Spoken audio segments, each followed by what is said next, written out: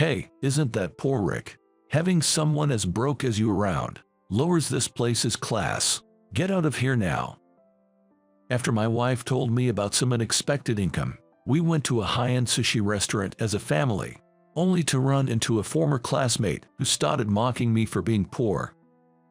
This guy has been harassing me since our school days, and it's really ruining the special outing my wife arranged for our family at this fancy sushi place. I can't stand him belittling not only me but also my family, especially when he has no idea about the hardships we've gone through. I tried to control myself, not wanting to cause a scene in front of the restaurant and my family, and thought we should just eat our sushi and leave as soon as possible. But I never imagined my wife's remark would lead to what happened next. I'm Rick, currently 26 years old. I work at a food manufacturing plant. I married my wife, Mia, 3 years ago. We were blessed with a child soon after, and our daughter is now 3 years old. Mia and I met in a badminton club at our university.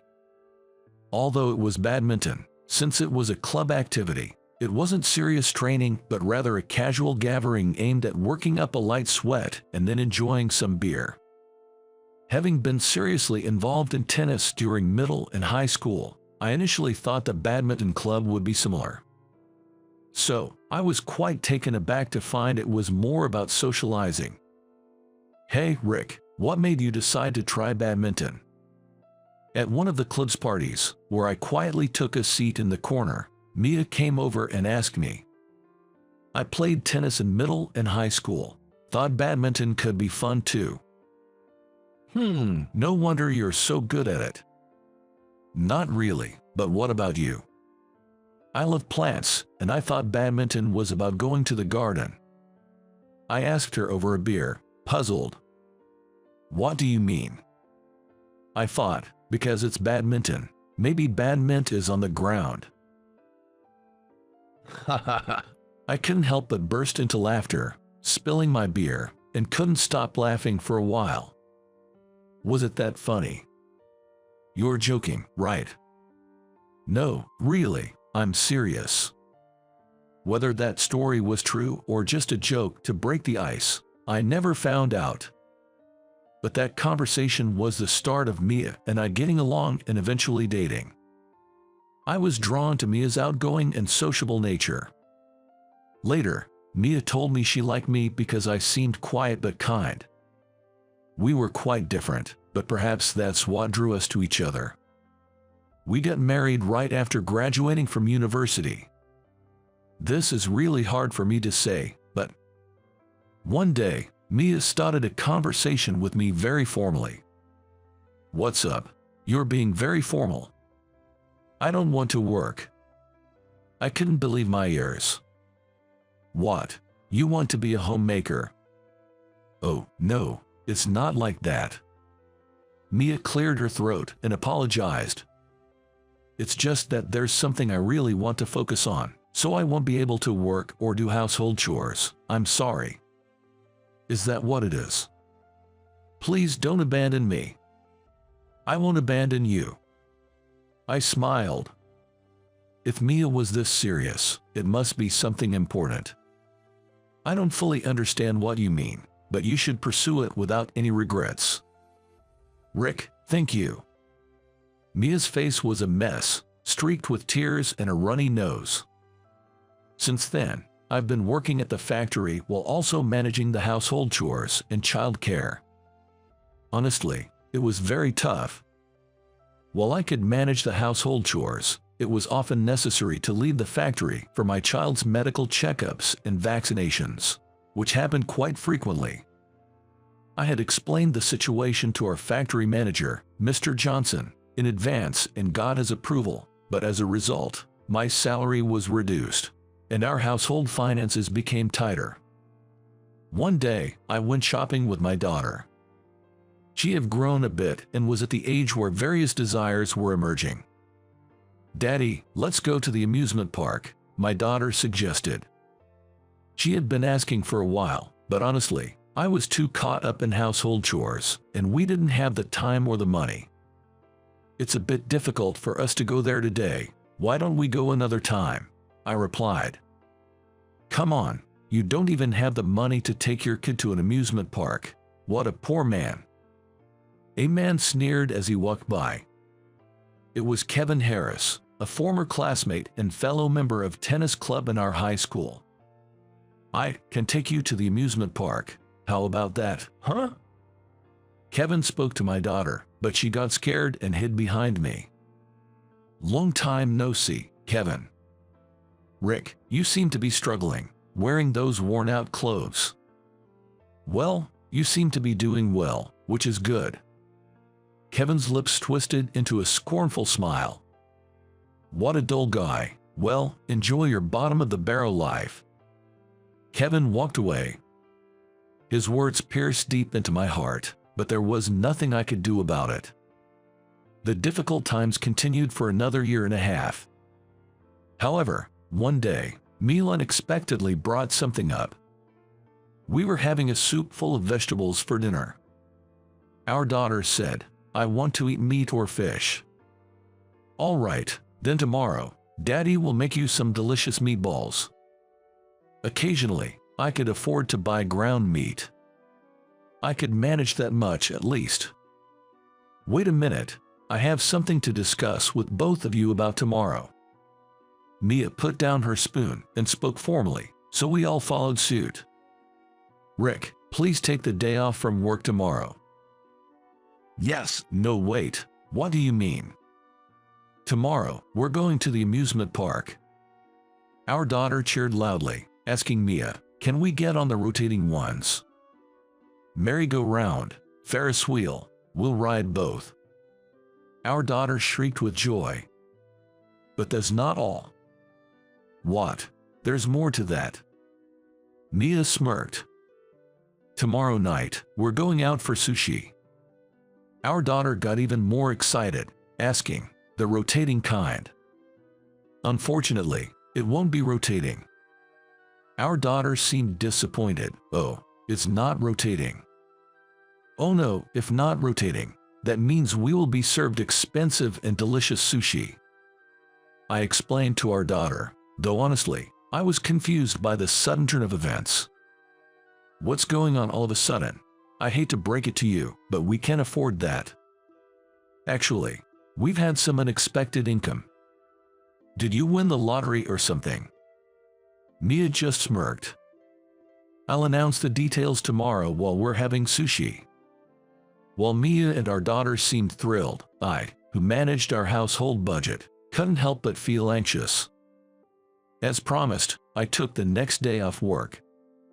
I felt a bit guilty for lying to my workplace about having a cold due to the sudden leave, but seeing my daughter's excitement for the amusement park, I decided it was okay. True to her word, we rode the merry-go-round and the Ferris wheel, and my daughter was delighted. That night, we really went to the upscale sushi restaurant.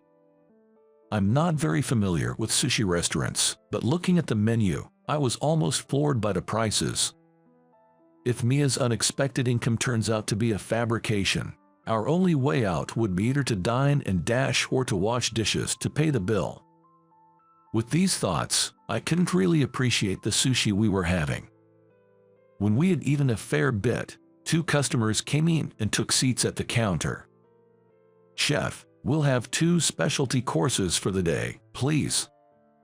Looking closer, one of them was Kevin. Running into him again, I really must be out of luck. In high school, Kevin always teased me. It was frustrating, but since Kevin had better grades and was more active in sports, I couldn't talk back. Fortunately, he didn't seem to notice I was there. I'll try to keep a low profile and avoid being noticed. Just as I thought that, my daughter said, "Daddy, this is delicious," which made Kevin turn around and notice us. Oh, isn't that poor Rick? What a coincidence. Well, someone you know. Kevin handed me his business card and a sample of a beauty serum. Very pleased to meet you, ma'am. This is what I do. The business card featured the company name and the words Chief Executive Officer. Well, so you're the CEO. My company deals in cosmetics and beauty equipment. Please keep us in mind. That outfit, it's a high-end brand, right? You must be quite wealthy. Kevin sneered. I started my own business in college, so I do have a fair amount of money. Your clothes seem quite worn. It must be tough having a husband with a modest income. Mr. Harris, you might want to stop there. It's getting a bit rude. The man sitting next to Kevin was Tyler, another high school classmate. Tyler, long time no see. Hey, how are you? Tyler is so brilliant that he works as my right-hand man. Poor Rick is just a small cog in the machinery of some factory, right? I'm saying, stop it. Chef, please prepare some sushi of premium tuna for this family. It seems they've stretched their budget to come here today. Just look at those clothes covered in pilling. It's heartbreaking. As a CEO, it's only right to give back to the common people. Enjoy quickly and then head back, you poor souls. Suddenly, Mia slammed the table and stood up with a smile at Kevin. Wow, thank you so much. I've never had premium tuna before, so this is really exciting for a commoner like me. Well, excuse me, I'll just go touch up my makeup. I knew that Mia was truly angry. Oh, by the way, you might want to search online with Mia Channel and Beauty Serum. With a firm tone, Mia whispered to Kevin and then disappeared into the bathroom. Kevin was taken aback and didn't move, but Tyler searched on his phone and showed it to Kevin. I also did a search and found a YouTube video. Playing the video, Mia appeared. Hi, Mia Channel here. Today, I'd like to introduce my favorite beauty serum. I recognized the logo of the serum that Mia was promoting. It was the same as the sample Kevin had just given her. Wait, is your wife a YouTuber?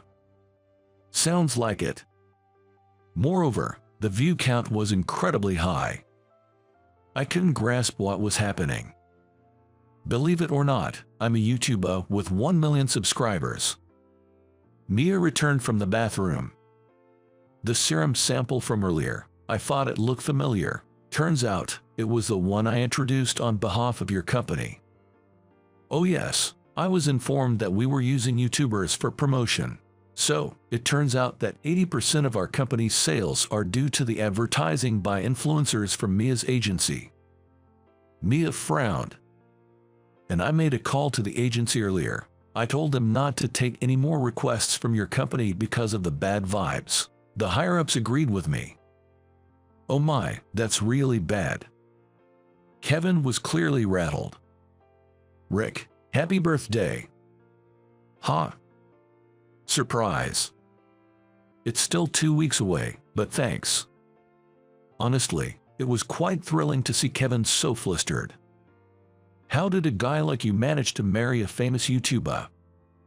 Kevin pressed me for an answer. Well, I didn't even know. That's because Mia explained the whole story. Her journey as a YouTuber started from the day she said she didn't want to work. It apparently took over a year before her view count started to grow. It's all thanks to Rick. Mia held my hand. Because Rick took care of work, household chores, and child care, I could focus on being a YouTuber. I'm truly grateful to him. Kevin was speechless.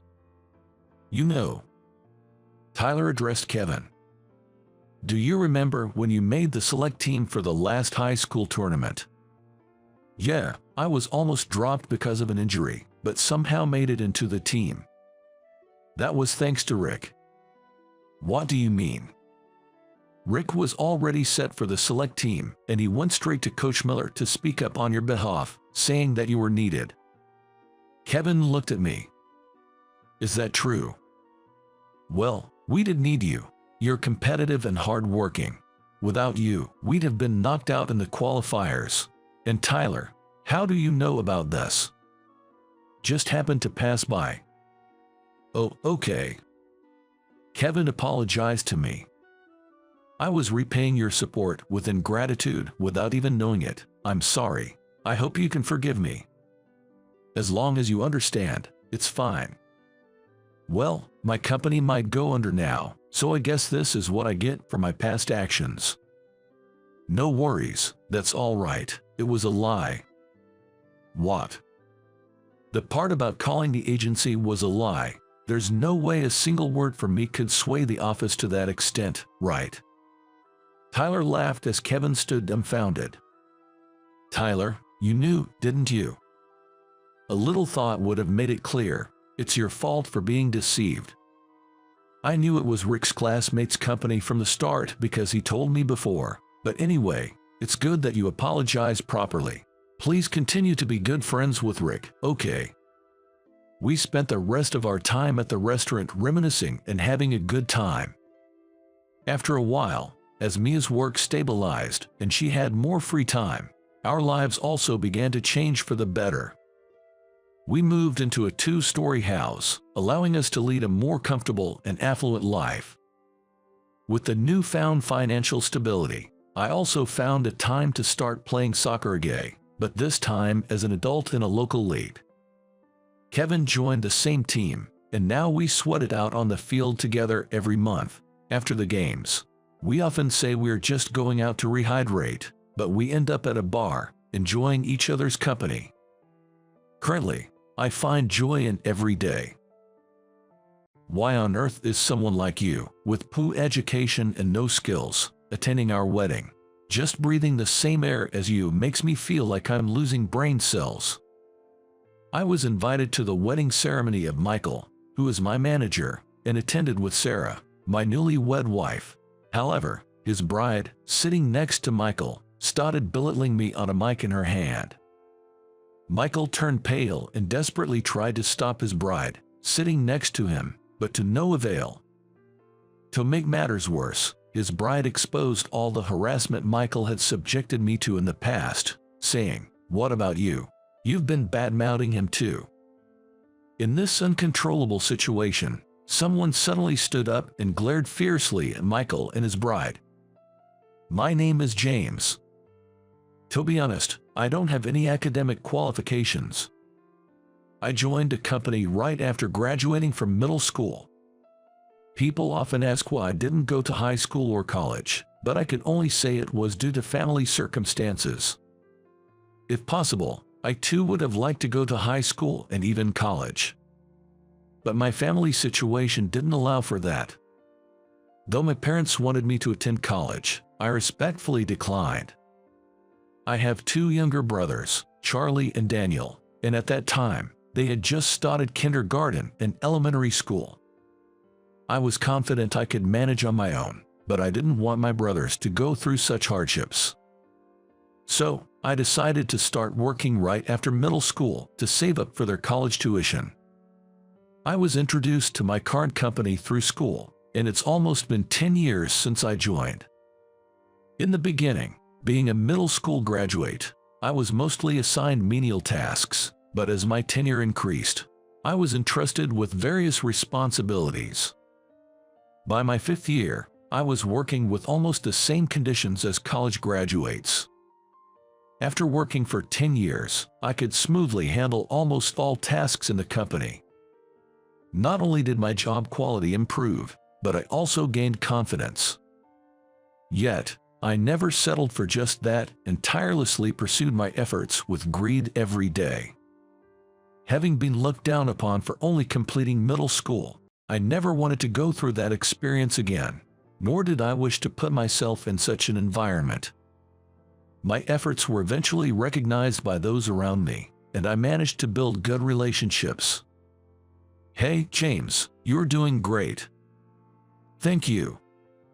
This is all thanks to the seniors like you who patiently taught me the ropes when I was still new here." "Come on, saying that won't get you anything." While I was working at my desk, a senior colleague, Tom, casually spoke to me. He held 2 cups of coffee, placing one on my desk with a smile. "Wow, thank you. It's not much." He smiled again and returned to his desk. Then, Emily, a junior colleague, sitting next to me, called out to me, "James, "Sorry, but my software stopped working."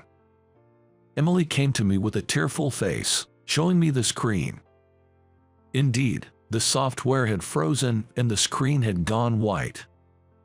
Upon asking Emily for details, it seemed that this issue arose whenever attempting to open documents sent by a client. The software installed on our company computers is always up to date. So, it's unusual for there to be issues with opening files, but after considering various factors, including the possibility that her computer might not have the necessary specifications, I couldn't manage to open the document on their device. In the end, I had to take over the task. "James, sorry for causing you trouble."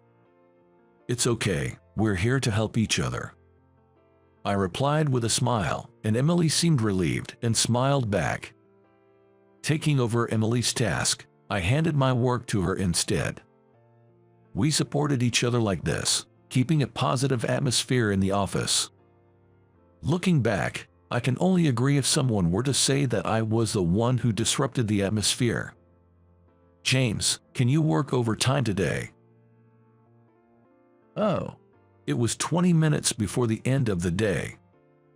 Michael, the manager, said he needed help with some urgent work.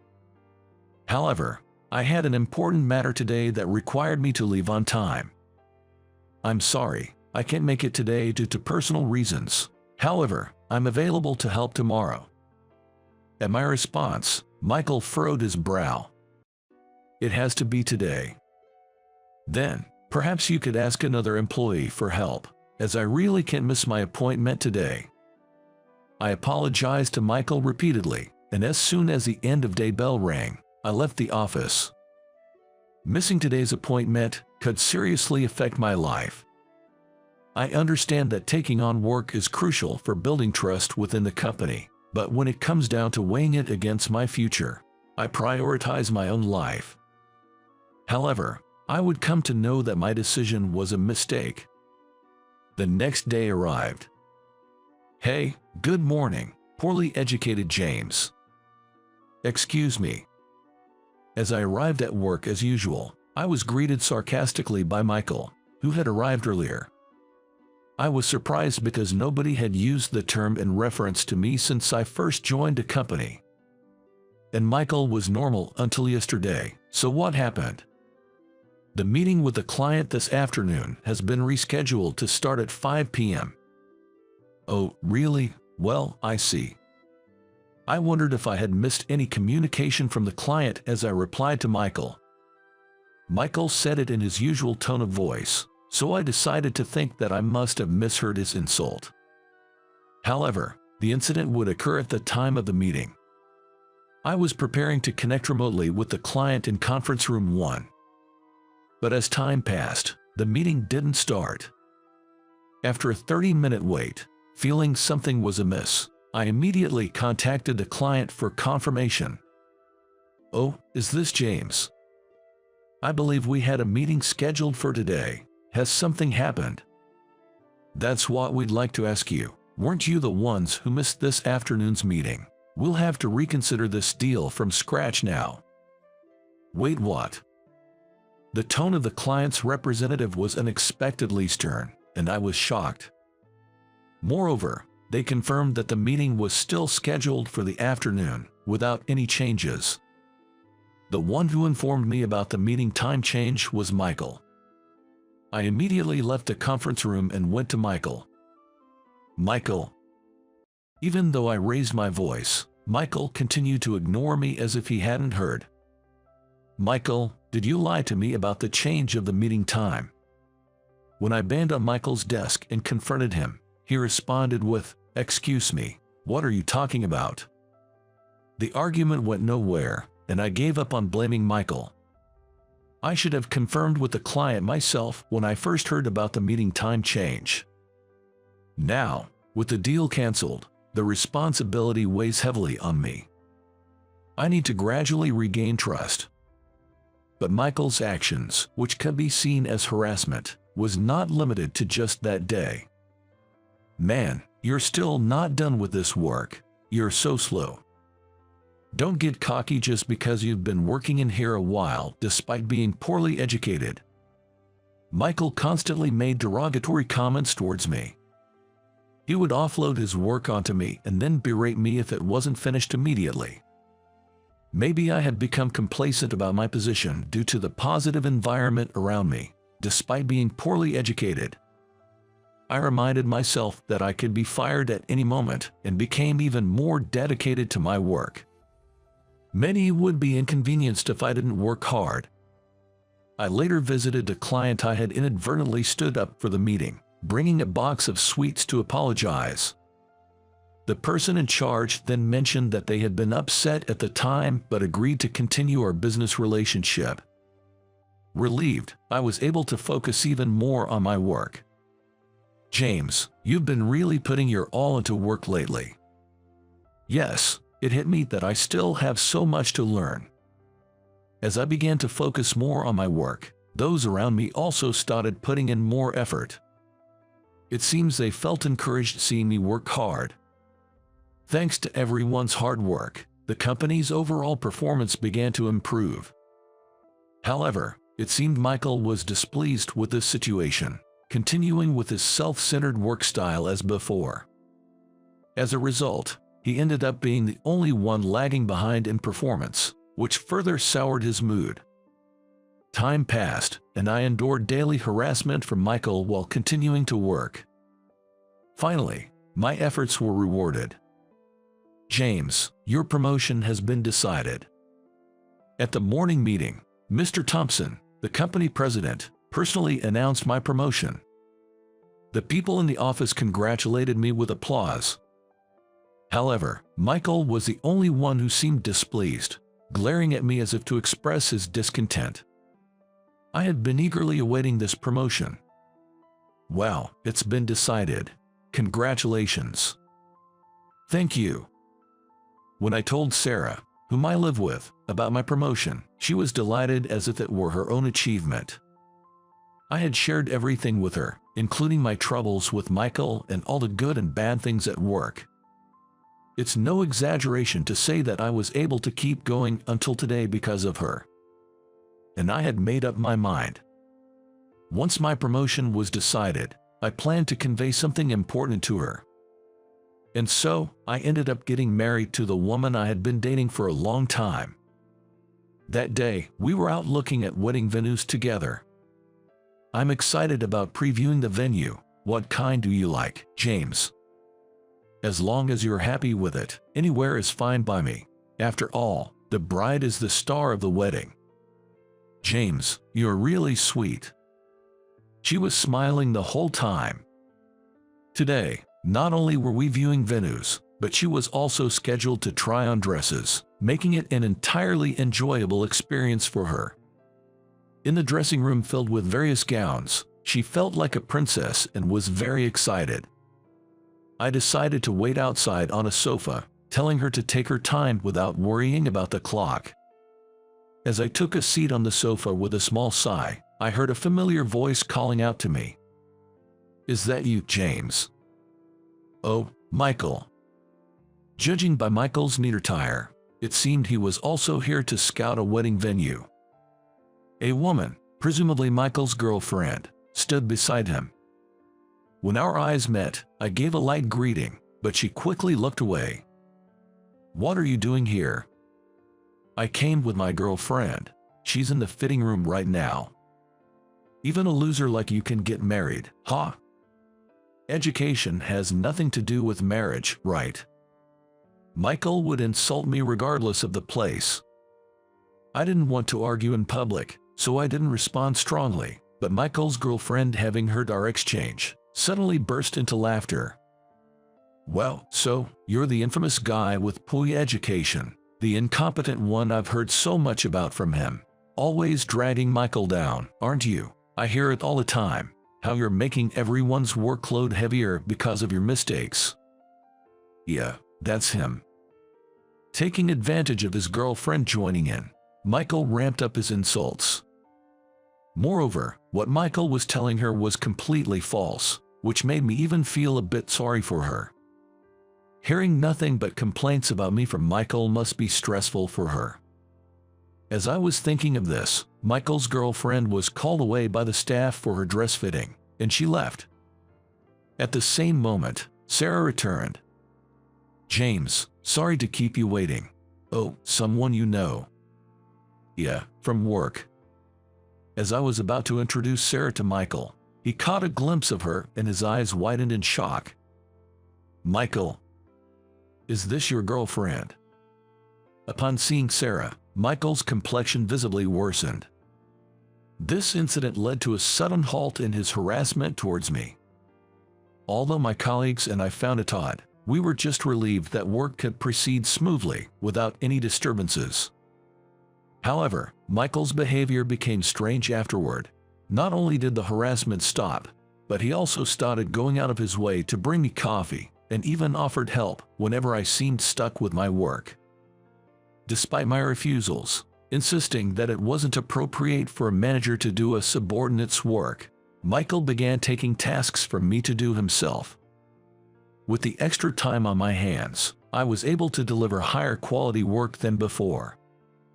This also led to an overall increase in work efficiency within the company, which was a win-win situation for me. Soon after, Sarah and I held our wedding ceremony. We invited colleagues from the company, including Michael. At her parents' request, we planned a grand wedding ceremony. With more guests than we could possibly greet, both she and I experienced a wedding filled with immense joy. Half a year after our wedding, Michael was planning his own and sent out invitations to the company employees. I asked if my wife could also attend, and Michael, sweating profusely, eagerly agreed. I wonder why Michael starts to panic whenever I mention Sarah. While Sarah and I were chatting in the corridor before the reception started, the bride walked past us, right by our side. To be more precise, she was going to walk past us. Upon seeing me, the bride stopped and turned to face us. "Are you the one from back then?" Despite being in her wedding dress, the bride approached us and scrutinized both me and my wife's faces. "Uh-oh, you're already married, right? Too bad you can turn back now." "What? Do you know your husband is poorly educated and incompetent at work?" "Well, that look on your face says you didn't know. Sorry for you. Could you please stop?" Seeing my wife uncomfortable, I intervened, but the bride just sneered and said, "Oh, sorry," before heading to the dressing room. What was that all about? "Sorry for making you feel uncomfortable." "No problem, but James, are you all right?" "Me? Why? You looked a bit upset." "I'm fine." I had shared everything with Sarah. In fact, she knew everything about me before we even started dating, including my educational background and job situation. Therefore, the bride's revelations had no effect on our bond. As the reception began, all guests gathered in the venue. Michael and the bride made their grand entrance to applause. However, the bride looked down at me with a triumphant smirk as soon as our eyes met. I tried to ignore it, but throughout the various entertainments, the bride kept watching me closely. When it was time for the bride and groom's speech, the bride eagerly grabbed the mic, pointed at me, and addressed the guests. "Why on earth is someone like you, with poor education and no skills, attending our wedding? Just sharing the same air with you makes me feel like I'm losing brain cells." The atmosphere in the venue froze at the bride's words. Among the guests were the bride's parents and friends, but there were more of Michael's contacts. Moreover, the majority were colleagues from work. It was highly inappropriate for the wife of a manager to make such statements in front of professional acquaintances. Michael looked horrified and tried desperately to stop her, but the bride continued her tirade unabated. "Does everyone know?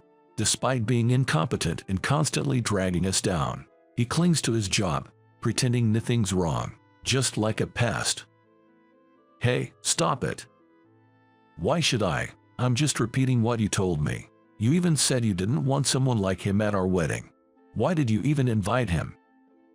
"Well, that's..." Michael seemed at a loss for words in the face of the bride's onslaught. Sarah, colleagues at the same table, and I were all taken aback by the bride's audacity. Unabated, the bride's focus shifted from me to Sarah. "You really drew the short straw, didn't you? Too bad you can't turn back now. James, is she okay?" My wife nudged my arm and whispered. I just shrugged and shook my head. As the bride continued unabated, Michael's face grew increasingly pale. This was far from the joyous expression one would expect from a groom on his wedding day. Although my colleagues and I were used to being bad-mouthed and looked down upon in the office, there was someone among us who couldn't contain his anger on our behalf. With a clatter, Mr. Thompson, who was sitting nearby, stood up. "Michael, who were you directing such insults at? What exactly is going on here?" "Mr. Thompson."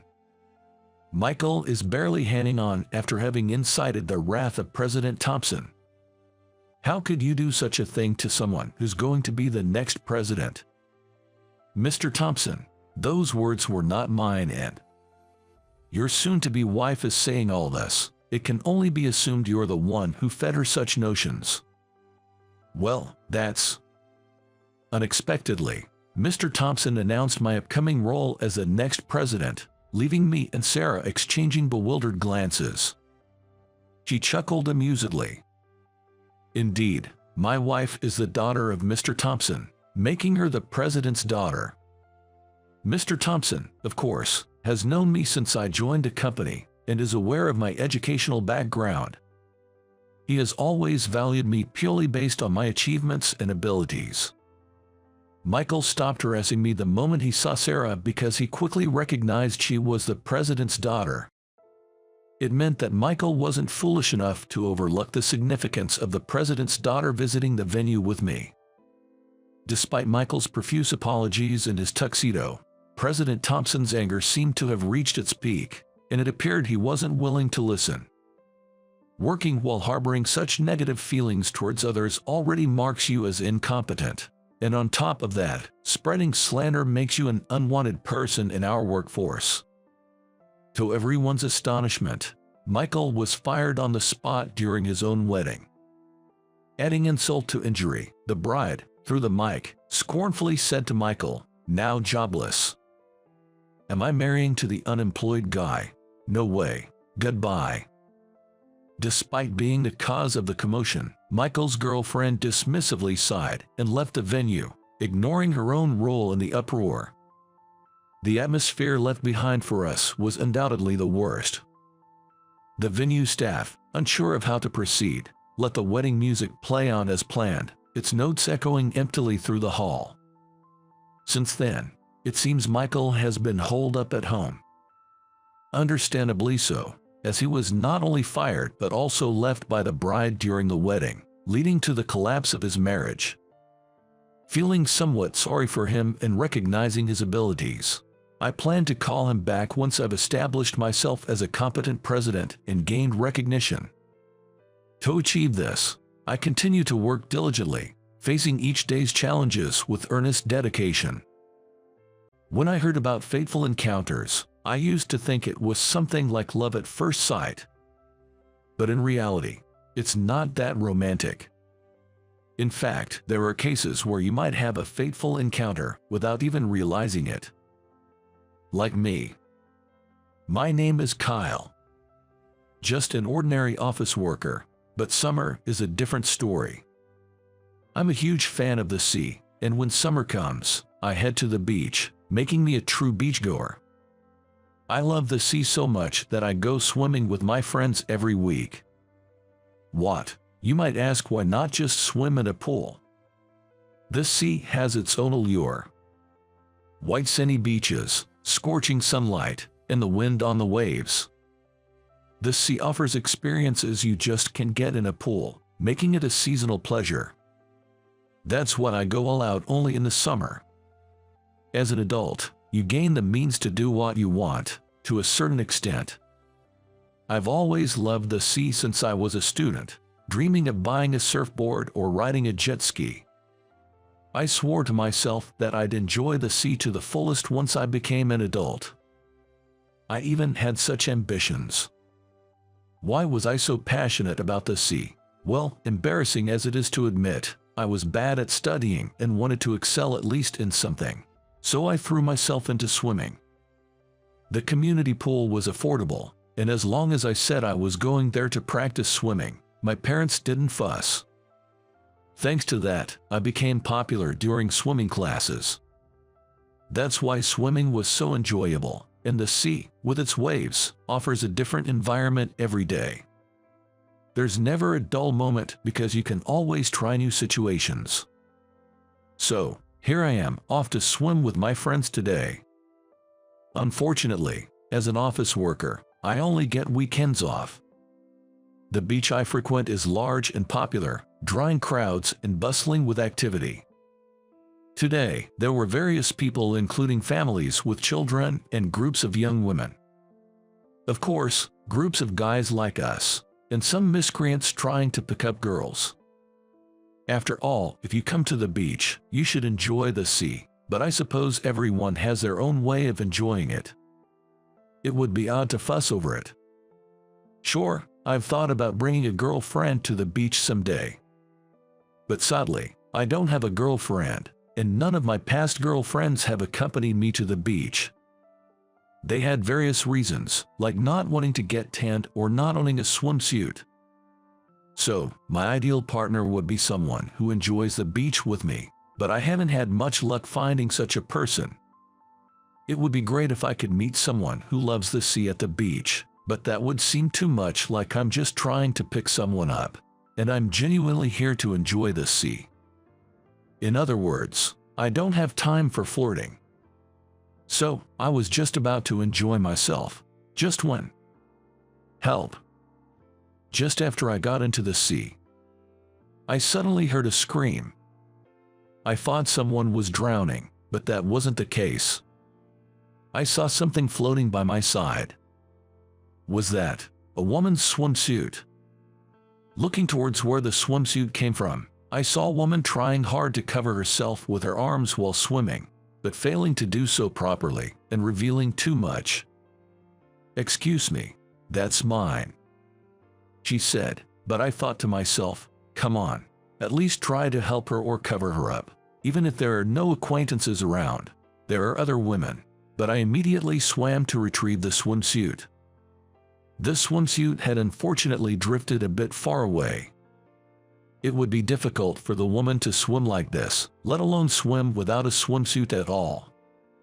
Since there were many women around and no one seemed adept at swimming, I instinctively went to get it. I quickly grabbed the orange striped swimsuit and swam back to the woman. Once I got close enough, I turned my face away and just handed her the swimsuit. I couldn't very well look directly at her. "Thank you so much." The woman took the swimsuit from me and hurriedly put it on. Perhaps not wanting to change right there, she skillfully changed under the water, showing only her face, which seemed to limit the number of onlookers. Finally, everything was covered up, and I no longer had to worry about where to look. We decided to leave the water for a while. The woman had been a bit out to sea, chasing after her swimsuit, so I pulled her towards the shore. She seemed a bit tired from the shock of losing her swimsuit. It would be terrible if she drowned while trying to swim in that state. "Thank you so much," she said once we were on land, deeply grateful. She stared at my face for a while, and I found myself tilting my head in confusion. I thought something might be on my face, but when the woman hurriedly apologized, saying, "I'm sorry," I decided not to worry about it. Actually, this woman was quite beautiful, and I was pleased to be looked at. I'd like to thank you." "Oh, no, you don't have to thank me for something like that. Please let me thank you. I don't know what I would have done without you." She insisted on thanking me, so I figured, well, if that leads to a meal with a woman, that's fine. And we exchanged contact information before parting ways for the day. However, I had forgotten to ask for her name at that time.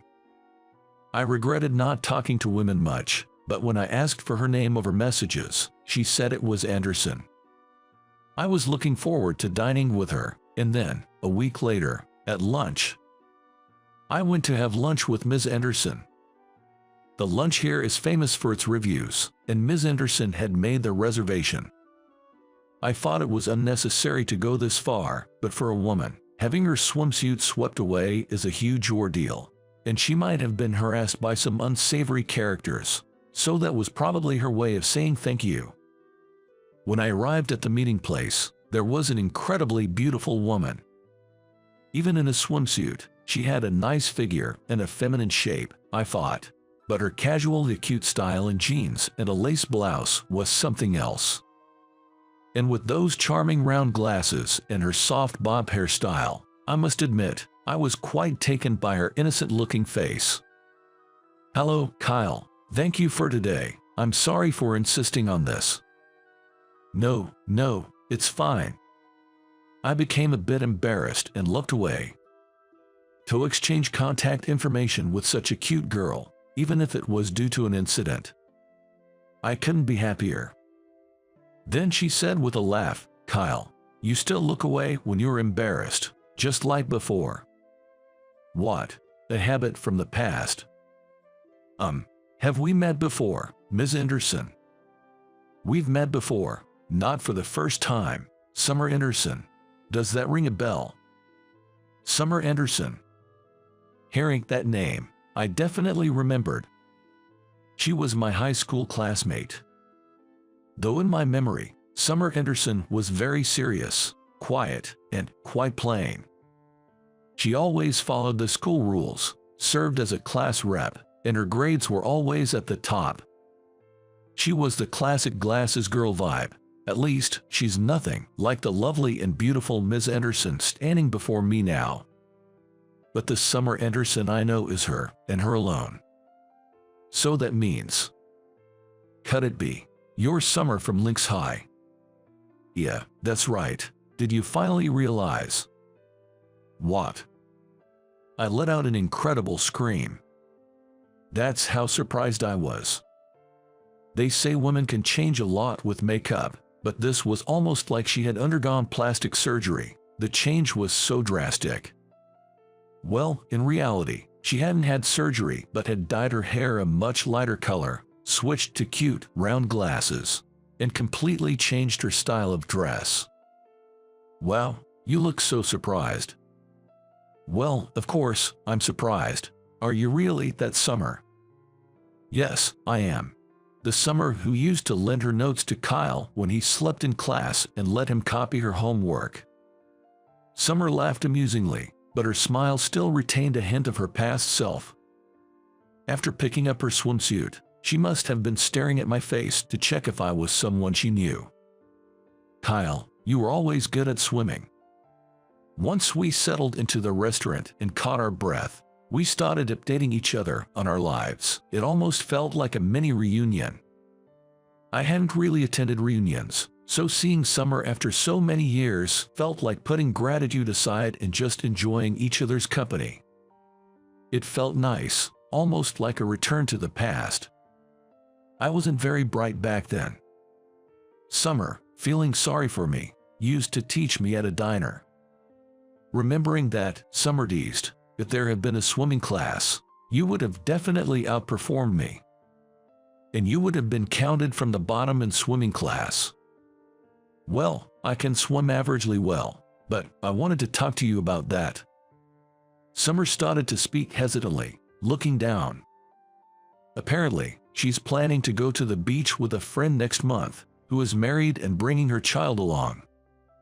I think it'll be fine since we'll be in the shallow end with floaties, and the child is in elementary school. But you know, after my swimsuit incident, I couldn't help but worry. What if it had been a child who got swept away? Summer felt she might not be able to help if something happened to the child. Honestly, accidents at sea are common. Even with floaties, one can be swept away, and if taken by the waves, even adults might not make it back safely. Summer's concerns were valid. So, I was wondering if you could, Teach me how to swim better. Me. You go to the beach often, right? I thought you'd be reliable. She looked up at me tentatively, and I felt a flutter in my heart. Teaching such a cute woman to swim, is that okay? I thought, but there was nothing inappropriate about it. This was, indeed, training to prevent accidents. I convinced myself to agree to her request. The following week, Summer and I headed to the beach. Today, she wore a red polka dot swimsuit, giving off a different vibe from before. The orange striped swimsuit from before, it turns out she bought it on the spot because she forgot her own. That day, I actually forgot my swimsuit and bought one at the beach shop, but it didn't fit right, and that happened. There's no way that's happening today, she said, her face turning red as she headed into the ocean, and I chased after her. We could have gone to a pool, but the sea, with its waves, offers a different environment, and getting used to it seemed better, which turned out to be the right choice. Summer, can you try a little harder? I can't, it's too hard. Indeed, Summer could swim to some extent, but it was all self-taught, and her flutter kick was particularly slow. I asked if she could speed up her kick, but she was already struggling. For now, if you can manage the crawl, you'll be able to swim farther, and it's good to learn the breaststroke in the sea since it's less tiring. Shall we keep practicing? Please, I'd appreciate it. I took Summer's hand and kept her practicing the flutter kick and observed her swimming form. It felt like a swimming class for adults, earnestly practicing swimming, which was kind of amusing. Of course, we practiced in shallow water, and if the waves got even slightly higher, we'd return to shore. Safety first was our motto during practice, and as a result, she was able to master breathing while doing the crawl by the end of the day. However, swimming isn't something you can improve at overnight. Can we do this again next week? After Summer said this, we started practicing swimming almost every week. But since going to the sea every time was challenging, we practiced in the sea on weekend and in a pool after work on weekdays. Thanks to our intensive training, Summer became reasonably good at swimming. She'd be able to handle things if something happened to a child now. Indeed, her beach outing with friends was a huge success, and she even got compliments on her swimming skills, which she happily relayed to me. Thank you so much, Kyle. I know it's been a hassle, so let me treat you to a meal again. She seemed really happy when she said that. Teaching her for a month was indeed worth it. So here we are, going out for a meal again, but this time, it's dinner. Summer had apparently reserved a nice restaurant. You didn't have to go to all this trouble. It's fine. Teaching was hard work, and I want to thank you for your company. Summer smiled at me with her exceptionally cute makeup and fluffy curled hair. Today, she dressed up even more stylishly than usual, and I've been feeling nervous all day. But it's sad that I don't have an excuse to go to the sea with you anymore. Eating and drinking. As I said that in high spirits, Summer replied with a laugh, "You really love the sea, don't you?" I knew Summer was serious and wouldn't be swayed by such a frivolous invitation, but being brushed off was still a bit disappointing. And yet, she asked, "Do you have a girlfriend, Kyle?" No, I don't have one right now." I see. Then, would it be okay if I applied for the position? What? I was momentarily speechless, not quite understanding what she had just said. There was a brief silence, and Summer fidgeted nervously. Wait, so, you mean, you want to be my girlfriend? Yes, that's what I mean. Since when? How long have you felt this way? I mean, I'm a guy. Of course, I've thought about having a cute woman like Summer as my girlfriend. But Summer always seemed so serious, even while practicing swimming, and I didn't think she saw me in a romantic way. But then, if you ask when, since high school, she said, sharing her feelings from back then. In high school, Summer had a crush on me. I was the life of the class and always the center of attention. Though my grades were poor and I often slept for classes, I gave my all to swimming. It seems she admired me for that. Back then, I was plain and lacked confidence in myself. You always had people around you. I was envious, but you seemed to shine so brightly. Her willingness to teach me and share her notes was her way of seeking any connection with me. But Summer struggled to express her feelings, and I never noticed her affection. Lacking the courage to confess, Summer graduated without ever revealing her feelings. I regretted not confessing. I thought I would change my image in college and exchange contacts with you at a reunion, but you never attended, so we never met. Sorry about that.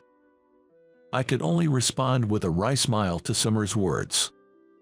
She might have seen me as popular, but in reality, many of my high school friendships were superficial, and I didn't have many close friends. In fact, I found more in common with people I met in college, which is what I never felt compelled to attend high school reunions. I never thought I'd see you again, especially not at the beach.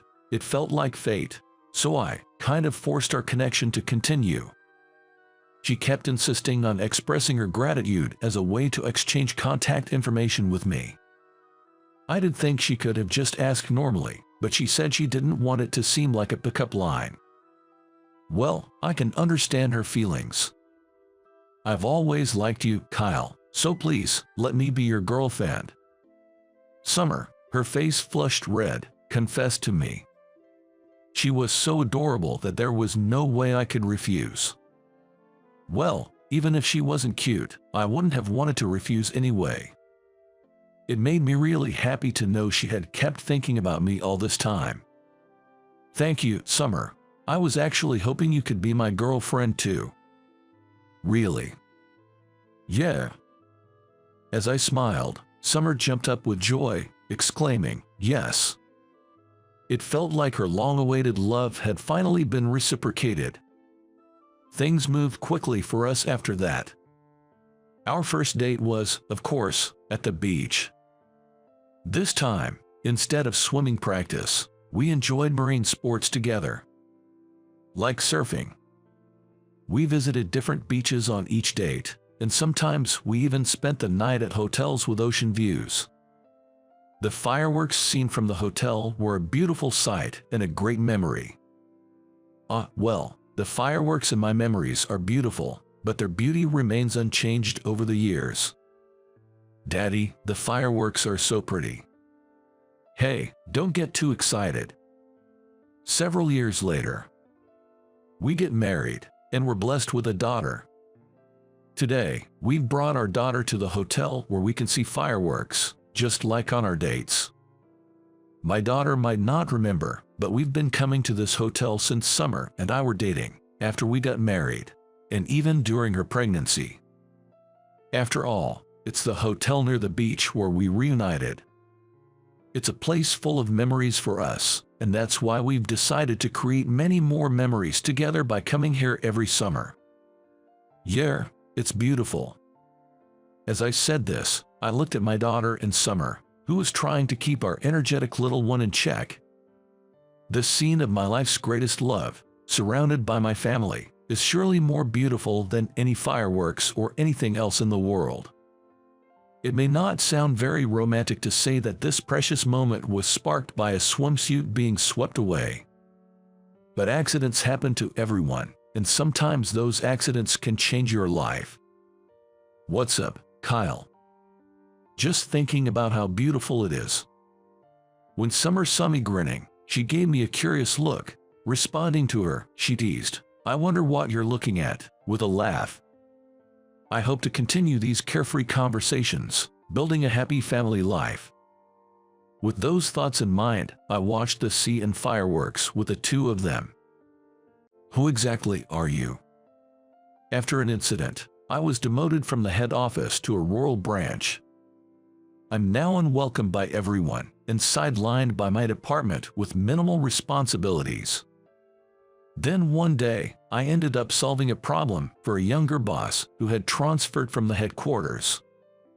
The younger boss, who had thought of me as incapable, was surprised by my problem-solving skills.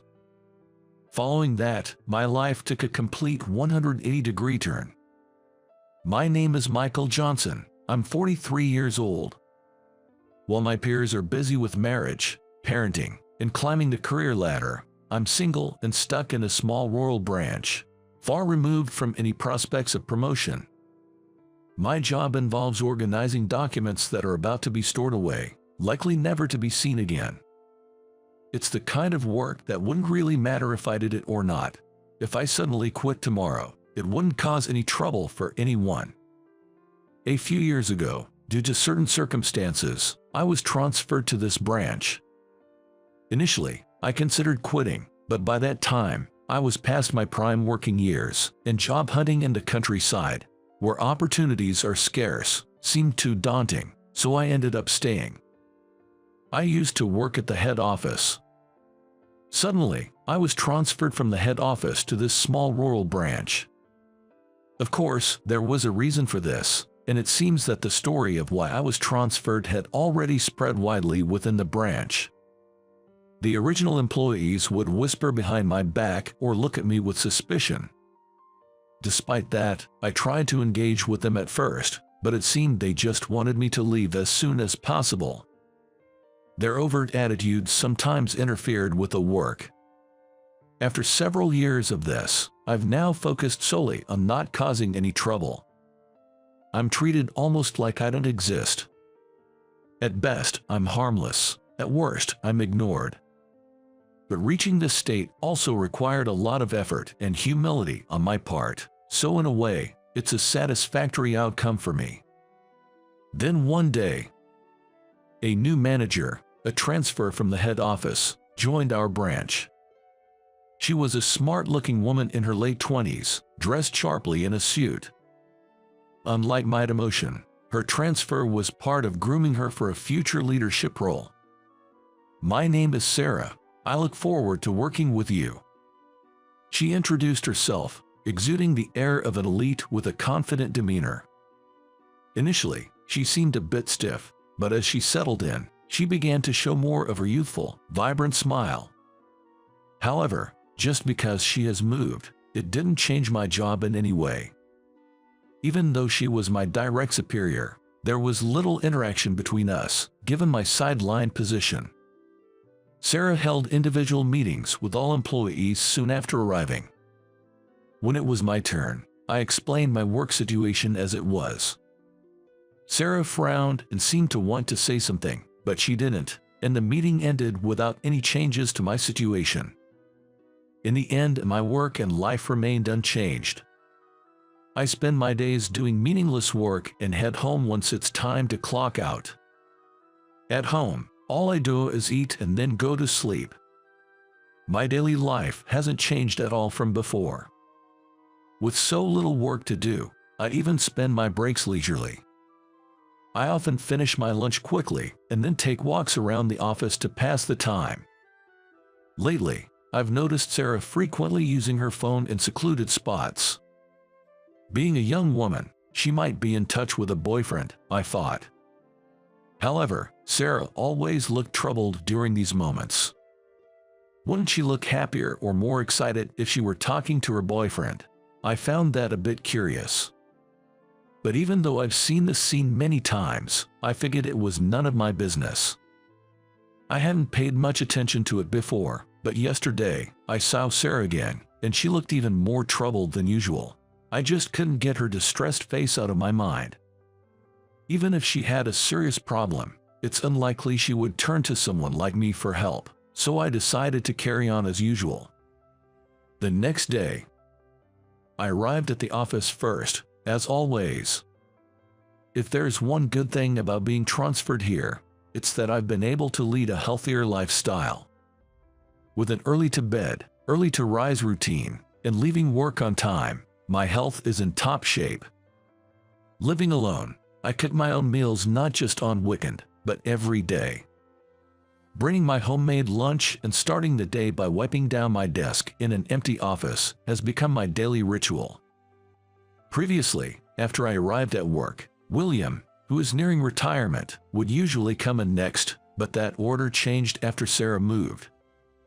And today, as usual, Sarah came in a while after I did. I greeted her, but noticed her complexion looked worse than usual. Today, her face was particularly pale. While watching her, I suddenly realized something.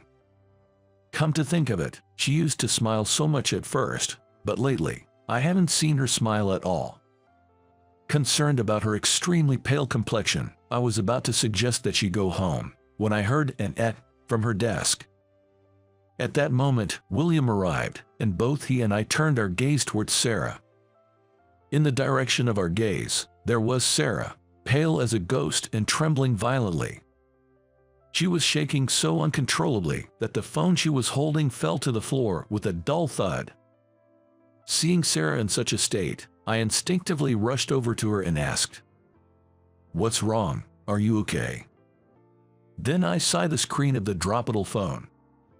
It was receiving notifications in real time, and the chat screen was filled with a one-sided barrage of harsh messages, aggressive stickers, and emojis.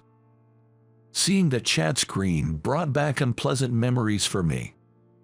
But I knew I had to prioritize Sarah right now. I pushed those resurfacing memories aside and asked her gently, "Can I take a look at your phone?" Trembling and tearful with fear, Sarah nodded and handed me her phone despite being in shock. Upon looking at the messages sent to Sarah Gay, I saw an endless stream of texts filled with harsh insults, derogatory remarks, and mocking content, all expressed in the harshest terms imaginable. Towards the end, the messages took a disturbing turn, clearly implying harm, and it felt incredibly dangerous. Although memories from my past threatened to overwhelm me, I made a conscious effort to stay calm and proceeded to ask Sarah a few questions. "Do you know this person?" She shook her head in response to my question. "Any idea who it could be?" As I continued, she bit her lip and answered, "I received comments from this person on a different social media platform. It started off normally, but gradually became more extreme. I got scared and blocked them, and then this happened. They've also spread lies about me to my friends and on forums. I'm so scared I can barely sleep." Sarah, seemingly at her limit, buried her exhausted face in her hands. Seeing Sarah like that, I felt a pain in my heart, as if I was looking at my past self. At the same time, I decided I couldn't let her go through what I did and resolved to help her. "Let's fight back," I said. Sarah looked puzzled at my words, but I was confident I could help her. I understood her pain, sadness, fear, anger, and despair better than anyone. As more employees started arriving, they cast curious looks at the unusual pairing of Sarah and me. Despite feeling the weight of their stares, leaving was not an option for me. Even though Sarah seemed confused, I pointed to her personal computer and asked, "Do you have the history saved?" It might have been harsh to press her in her dazed state, but time was of the essence, and we couldn't afford to waste any. Given the situation, I knew we had to methodically address what needed to be done, so I began giving Sarah instructions. Despite being sidelined at the office now, I was once a high-flying executive at the head office, just a step away from the boardroom. Having studied how to lead and motivate subordinates as a manager, I knew how to get Sarah to take action, despite her current state of shock. I instructed her to first file a deletion request with the SNS administrators. We aimed to get the situation to a point where we could identify the perpetrator in accordance with the terms specified in the service agreement. Then, we printed out all the history and posts from the SNS and forums where Sarah had been harassed, and compiled information such as URLs and email addresses. "Let's go to the police together," I suggested. By then, Sarah had calmed down somewhat, and, though she seemed puzzled by my efficiency, she nodded in agreement and followed me to the police station. At the police station, I explained the situation and the measures we had taken, and Sarah presented the evidence to the officers. I emphasized to the police, who didn't seem to grasp the severity of the situation, the rapid escalation of the harasser's messages, their repetitive use of certain phrases, and the extensive collection of Sarah's information, indicating a high likelihood of habitual stalking and a clear threat of physical violence. The officers, struck by the seriousness of our case, even questioned our relationship. Despite the rumors that might arise about a young woman being involved with an older guy like me, I couldn't help but deny it in a panic, which ended up amusing both the police officer and Sarah. Considering the current situation, the culprit hasn't been identified yet. Moreover, the chances of resolution seem slim, given we're dealing with a small, local police station. All we could do was carry out whatever measures were possible at the moment, but I knew the importance of these actions all too well. After leaving the police station, I introduced Sarah to a trustworthy lawyer on our way back to the office. It was a necessary step for officially establishing the case. Sarah seemed puzzled by my extensive involvement. "Who exactly are you, Michael? Why are you going to such lengths for me?" It was a natural question, given our nearly non-existent prior interaction.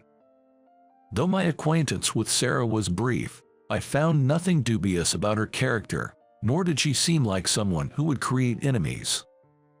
That's why I felt it would be terribly unfair for her bright future to be ruined by vile individuals. I didn't want her to go through the same experiences I had. But unable to convey this to Sarah, I awkwardly brushed it off. "Nah, just happened to know a thing or two." Eventually, the man behind the harassment and threats towards Sarah was apprehended. He was a complete stranger to her, but apparently, the SNS platform had notified him that they were a good match. Using the information from Sarah's SNS, he began to obsessively project his ideal image onto her. The content he posted on forums, portraying himself as an ex-boyfriend, made me acutely aware of the dangers of sharing personal information online with strangers. After the ordeal with Sarah was resolved, I returned to my routine at the office. However, to my surprise, I wasn't the first to arrive that day. When I got to the office, Sarah was already at her desk, greeting me with a bright smile. "Good morning," she said. Initially surprised, I too returned the greeting with a smile upon seeing her carefree smile, saying, "Good morning." As I was about to sit at my desk, Sarah marched up to me. She said, "Could I have a moment?" while pointing outside. I had thought our paths wouldn't cross again after resolving the issue. I was wondering what was going on, but I followed her lead. We stopped in front of the bulletin board used for company announcements. Sarah, with a childlike excitement, unveiled a notice with a "ta-da." I braced myself for potential bad news. Apprehensively, I turned my gaze to the notice board, where a temporary personnel announcement was posted. My name, current position, and a transfer to the head office's new CSIRT department were detailed in the center. Caught off guard, Sarah explained the new department to me with a face beaming with joy, as if to say the surprise was a huge success. The CSIRT department, she elaborated, was established as a specialized division within the company, extending beyond mere internal security to focus specifically on issues like information leaks. She then revealed her secret. "Actually, I'm the niece of President Charles. Though I was hired on my own merit, it's undeniable that my situation greatly influenced the establishment of this department." She shared the backstory of the department's inception and chuckled mischievously. Seeing my astonishment, Sarah seemed pleased. She then shared something Mr. Charles had told her. "It's true I asked for your help, but beyond that, Mr. Charles has long wished to bring you back to the head office. Despite the difficulty in overturning decisions in such a large company, he regrets exacerbating the hardship of a valued employee. As a family member and someone you've helped, I sincerely apologize. I'm truly sorry." With that, Sarah apologized to me. Indeed, I was once on a fast track at the head office, well regarded by Mr. Charles. However, amidst my rapid progress, an incident occurred in the neighborhood where a girl went missing. Of course, I was aware of the news, but I largely brushed it off as someone else's problem. At that time, I was living in a suburban house with my wife and 2 daughters. However, I was practically only coming home to sleep, so I knew nothing about the neighborhood or the people living in it. Therefore, it should have been an incident that had nothing to do with me. But some time after the disappearance, my name was somehow posted on a popular bulletin board as a suspect. Before I knew it, my address, family, social media accounts, and workplace were all exposed, and I was condemned as a criminal by the public without my knowledge. My family and I were harassed by the media and onlookers to the point that we couldn't even return home. I was suspended from work and had to attend police inquiries. For a while, my family and I took refuge in my in-laws' house far away, but after a few weeks, even my in-laws, who initially welcomed us warmly, started to look at me with suspicion. Feeling the awkwardness, I discussed leaving with my wife, but she and my daughters couldn't even look me in the eye. Realizing I had no place left, I silently packed my bags and moved to a hotel alone. It was then that I truly realized how much I had neglected my family bonds by focusing solely on work, but it was too late. Since then, I've been hiding alone in cheap hotels like a real criminal. I kept wondering how long this life would last, constantly haunted by the worst thoughts. Months later, the girl's case was suddenly resolved. The culprit was a university student from a distant state who had contacted her through a website for runaways. He lured her to his home through clever manipulation on social media and confined her there. Of course, neither the girl or the arrested student had any acquaintance or relation to me. When I saw the news of the case being solved, I broke down and wept on the spot. While I was relieved the case was solved, I couldn't help but wonder what my life had been all about until now. Overwhelmed by various emotions, I cried all day long. And the next day, though still in a daze, I regained my original vitality and decided to take action. I rushed to a law firm offering free consultations and shared my story. The lawyer I met was familiar with my case and became a strong ally, promising to ensure I received justice. From there, everything moved quickly. We rallied public support, pressured the providers and administrators, and quickly obtained information on the malicious party who spread my personal information, filing a lawsuit. The man who ruined my life was arrested easily. I didn't recognize the culprit's name, but when I mentioned it to my wife, who had just returned home, her face went pale. It turns out the man was her high school classmate. They had reconnected at a reunion and have been in touch since, with my wife often sharing her complaints and frustrations about me with him. My wife insisted she hadn't cheated, but at that point, it didn't matter to me anymore. My feelings for her had completely cooled. Of course, it's not entirely her fault. The breakdown of a marriage is often due to both parties. This situation was a result of my neglecting my family. I realized this through the ordeal, and although my wife insisted she wasn't to blame until the end, I didn't blame her. And as for my daughters, who I did love in my own way, they didn't warm up to me much either, having spent so much time with a mother who disliked me, so our parting was over in an instant. It was a surprisingly abrupt end to my family, but the case had been resolved after all. Feeling motivated by the resolution, I decided to return to work and give it my all. However, life wasn't that simple. Upon my return, I was met with a transfer to a small rural branch office, a clear demotion. This personnel change had been issued before the true culprit and the person who spread my personal information were caught. But as far as the company was concerned, it was better to err on the side of caution. I was expected to take responsibility for causing a stir. Having just returned and faced with this decree, I even considered quitting. But with a trial still pending and essentially nothing else left for me, I accepted the transfer. And so, I was assigned to the current branch. Despite being viewed as an unwelcome presence, as if where there's smoke, there's fire, I continued to be part of the company, eventually becoming the man who doesn't work. Although I was reminiscing about the bitter memories of the past, I couldn't help but smile at the story about Mr. Charles that was conveyed to me by Sarah. I indeed had my concerns about the treatment I received at the time. However, I wasn't fired or demoted, and I've heard it was because Mr. Charles opposed the transfer until the end. Considering his kindness, looking back, I can now say that life in the countryside here was enjoyable. Upon hearing my words, Sarah timidly showed a smile. As we were talking, a woman approached us timidly and said, "Excuse me." She was Lisa from the same department, but we had never really spoken before, and she stood a bit away from us. Listening to our conversation, Lisa approached us with a tearful face and apologized.